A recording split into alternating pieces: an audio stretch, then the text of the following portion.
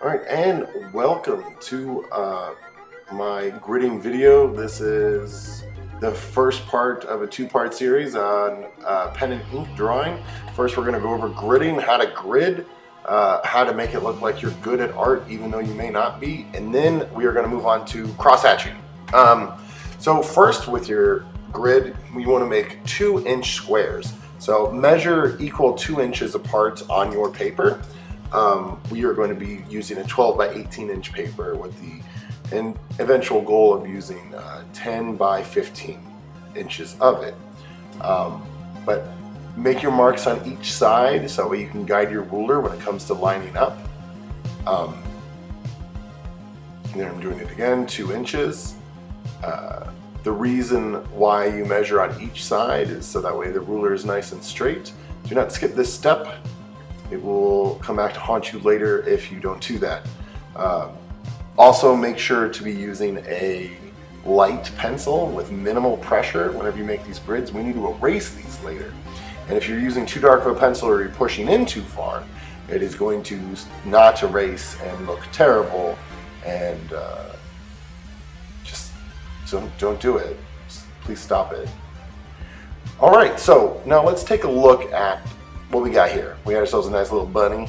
I went ahead and put him on salt plains for some reason. But we're going to do the same thing to this little guy. But since it's a 5 by 7, we're going to make 1-inch squares. Okay? So that's the basic idea of gridding. You take your small image, you grid it with 1-inch squares, and then you can blow that grid up onto anything and be able to magnify it. So, for example, I could, once I have this done, take the wall outside my room and I could grid 1 foot by 1 foot or something instead. So this 1 inch by 1 inch will be able to properly magnify to 1 foot by 1 foot. So that's the basic idea of what we're doing here.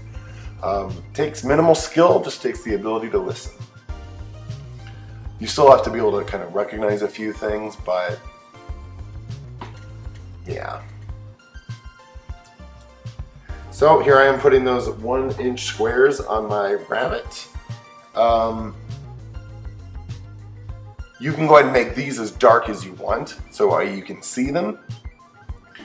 Now what I'm doing is I'm making myself a little battleship grid of A1, A2, A3, 4, like things like that. The reason why is so that way I can look on the paper, then I can identify it with my big paper so I know which squares are working in what.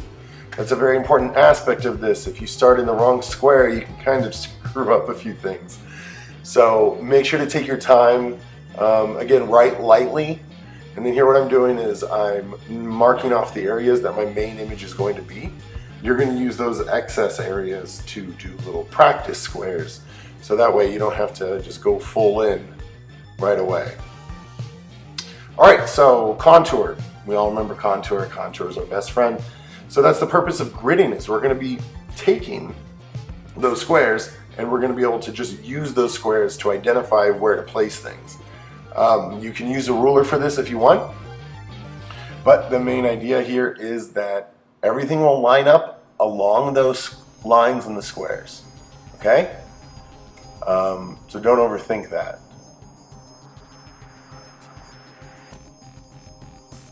So here, I'm making this eye a little bit bigger because I want to, and I have that ability. Sometimes as artists, we have to make certain choices. I feel like the eye needed to be bigger so that way I could pay a little bit more attention to it. But everything else for the most part is pretty accurate. But the eye being bigger is just something you kind of have to justify.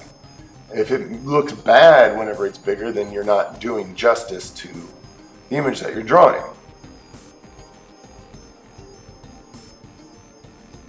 Feel free to draw on your original image. If you need to outline some things on the animal to help with your contour lines, go for it. You do whatever you want with it. So I decided to outline that little around the mouth. Is it called the mouth of the rabbit?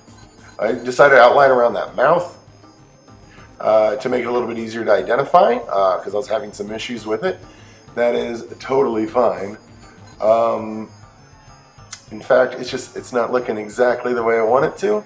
So always make sure to have your handy dandy eraser so you can go back. And again, I'm drawing really light. I know it's hard for the purpose of this video, but I'm drawing very light so that way I can erase things as I need to.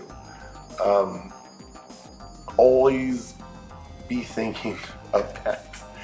You're going to make a few mistakes, especially in the contour parts, so you need to be able to erase it. I saw this rabbit the other day on internet something, and it just has this like giant hanging sack of furry skin underneath its face. That is the main reason why I wanted to draw this thing for this class. It is an excellent bunny. Alright, so now just draw the rest of that rabbit and you're good to go. But just stick to the squares, stick to what's there, try not to make anything up if you can help it. But yeah, just stick to what's there. It will be very, very simple. I promise that you will all be able to do this. If you wanted to end right here, you could just erase your grid lines and have yourself a nice little drawing. But I will see you in part 2 of this video, where we will go over the rest of it.